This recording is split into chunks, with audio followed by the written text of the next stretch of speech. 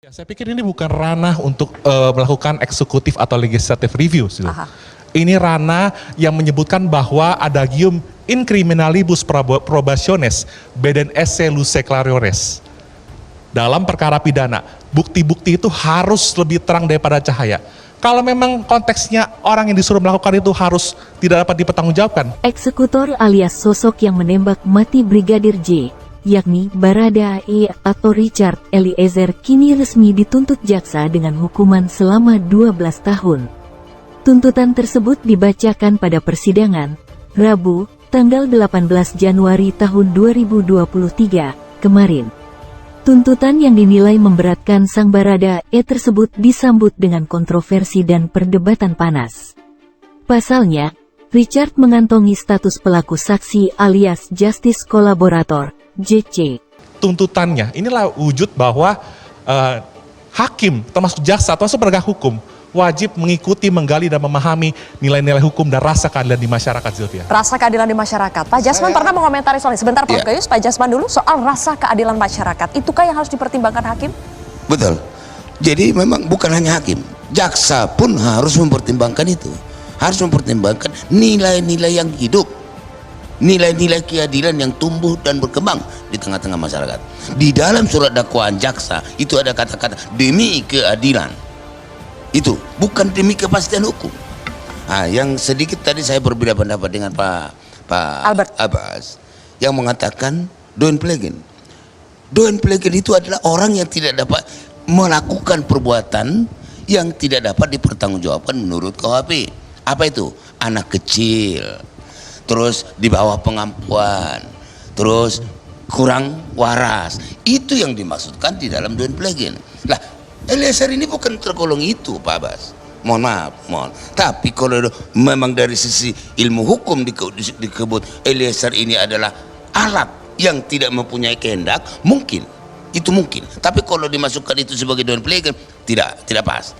Tidak pas. Maka SFS Eliezer adalah 55 ayat 1 ke 1. PC 55 ayat 1 ke 2. Itu. Bang Jasman, tadi kalau kita melihat ke kondisi dakwaan, mohon izin Prof, boleh saya tanggapi langsung? Yang Don Pleger? Oh iya, Don Pleger. Ini saya belum mengomentari, nanti simpang siur ini.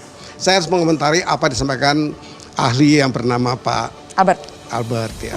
Niat itu tidak berdiri sendiri. Ya, mens rea itu tidak berdiri sendiri. Kata teori yang lain. Harus ada weten. Welen harus bersama-sama dengan weten.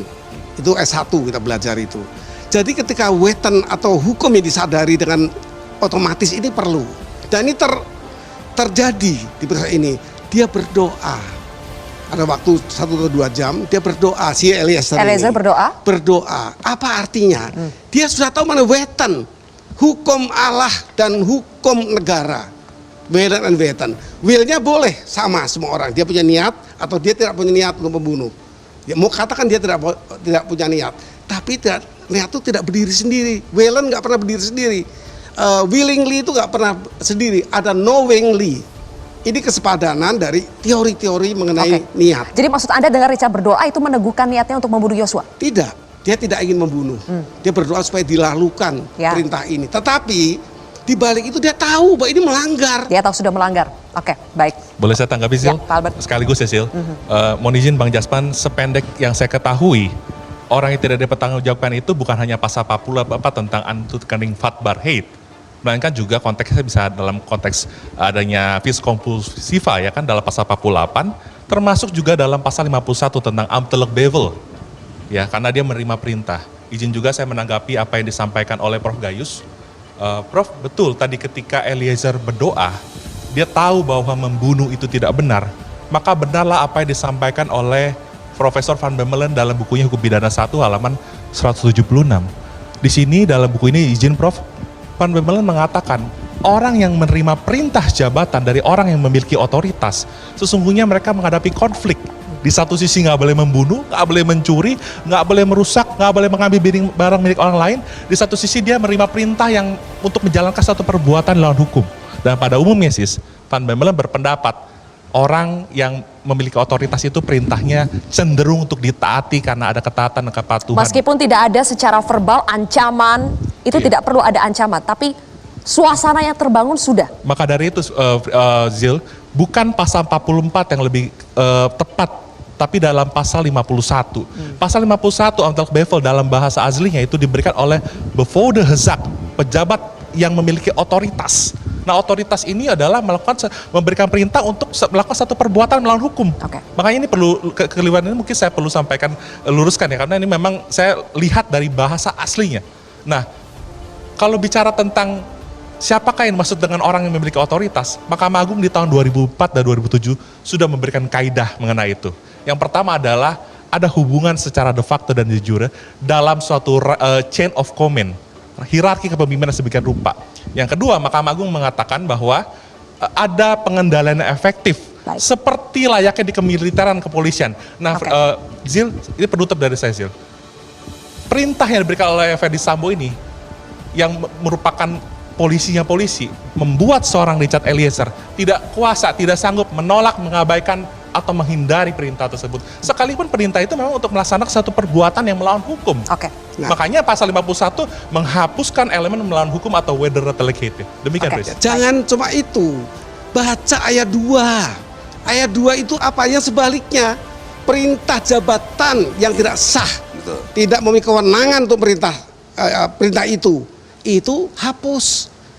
Sambungannya nanti dulu, ada etiket baik, itu diatur. Etiket baik yang mana? Etiket baik atau etika itu diatur di kepolisian, di Perpol itu. Etika yang disebut sebagai etika kepolisian dan peraturan tentang etika dan tentang perilaku. Iya. Nomor 7 tahun 2022. Oke. Nah, ini bagian dari harus utuh, Mas. Kalau menjelaskan jangan cuma pasal 1 yang menghapus. Iya. Yang tidak menghapus pasal 2 itu tolong diuraikan secara jelas. Saya akan jelaskan ayat keduanya, Prof. Ayat keduanya itu adalah perintah yang diberikan oleh orang yang nggak memiliki otoritas atau Ya. before the hezak, tapi disangka oleh penerima perintah itu sebagai perintah yang sah, yang dilaksanakan masih dalam lingkup pekerjaannya, under hazy hate. Makanya 51 ayat 2 nggak Nanti semua mungkin orang relevan yang punya tugas dengan pegang kasus senjata Eliezer. nembak semua. Karena tidak mungkin, sebentar Prof, izinkan saya menjelaskan Prof. Karena tidak mungkin perintah yang diberikan misalkan contoh dari kabar reskrim kepada reserse misalnya. Tidak mungkin perintahnya itu untuk membunuh, paling bantar untuk menangkap, menahan, menyita. Itu masih dalam lingkup melumpuhkan. dalam lingkup pekerjaannya. Bukan mematikan. Betul, dalam lingkup pekerjaan. Makanya digunakan pasal 51 ayat 1.